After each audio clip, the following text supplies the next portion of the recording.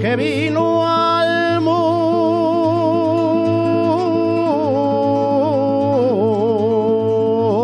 en Sisión,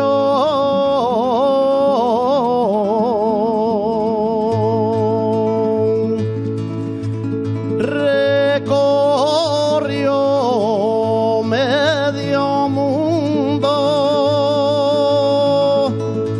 ensalzando a su región.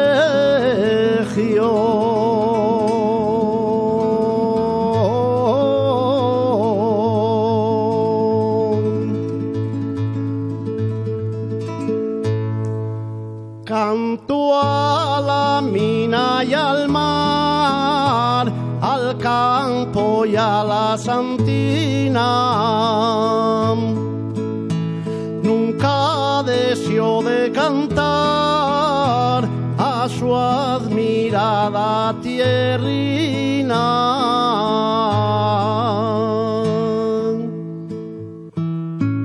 Sus selectas canciones sembraron asturianía por numerosas naciones con su arte y simpatía. Dejó amigos a montones, europeos y también americanos, y alitó los corazones de todos los asturianos.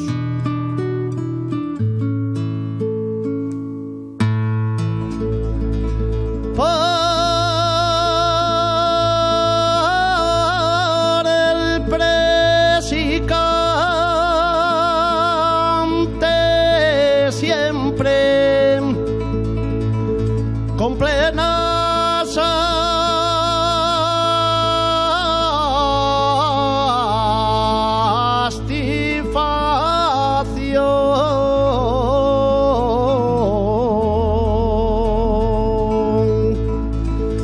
Son canciones que la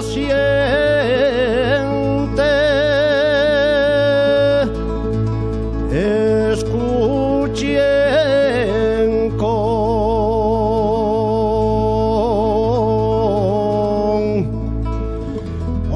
emoción.